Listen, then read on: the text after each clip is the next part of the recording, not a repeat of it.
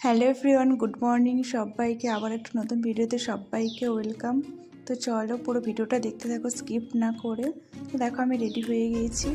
কোথায় যাবো? না বলবো অবশ্যই বলবো, কেন বলবো। তো দেখো এটা রেডি হয়ে গেছে। আমি তোমার দাদাভাই চলে এসছে অফিস থেকে, এসে খাওয়া দাওয়া করে পুরো রেডি। এখন ক্যামেরা থেকে বাইরে বেরিয়ে যাচ্ছে। তো কেমন লাগছে বলবে আমাদের দুজনকে।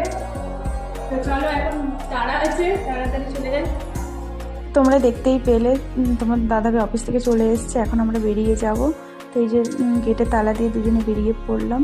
তো এখন রোডে ওখানে উপরে যাব, টোটো ধরবো, টোটোতে করে যাব স্টেশন, উখড়া স্টেশন। তো এখন টোটোতে দেখো বসে গিয়েছি আমি তোমাদের দাদাভাই। এই যে স্টেশনে পৌঁছে গিয়েছি। এখন ঝটপট করে টিকিটটা কেটে নেবে তোমাদের দাদাভাই। টিকিটটা কাটলেই আমরা তারপর স্টেশনে চলে যাব। 2:18 ট্রেন রয়েছে আমাদের উখড়া থেকে হাওড়া পর্যন্ত।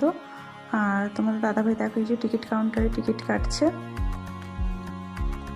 টিকিটটা কাটা হয়ে গেলে তারপর আমরা স্টেশনে চলে যাব। আর আমরা অনেকটাই আগে পৌঁছে গিয়েছিলাম, প্রায় মানে আধ ঘন্টা আগে পৌঁছে গিয়েছিলাম। বাড়ি থেকে বেরিয়েছিলাম 1:15-20 দিকে।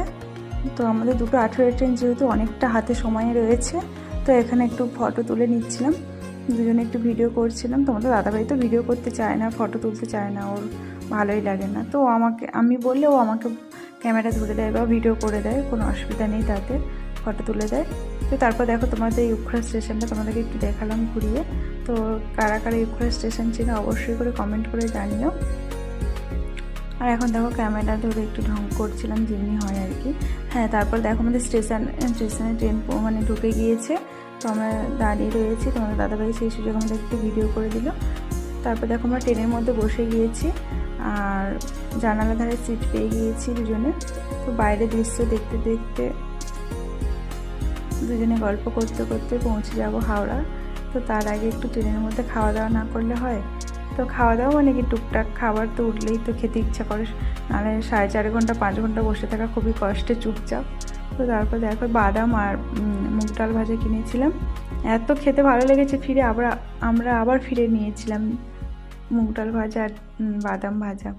তো দেখো এখানে কি সুন্দর না আম গাছগুলো দেখতে। তারপর যে দেখছো ওটা পদ্ম ফুলের গাছ, ওগুলো জলপদ্ম। কি দারুণ লাগছে না বাইরের পরিবেশটা।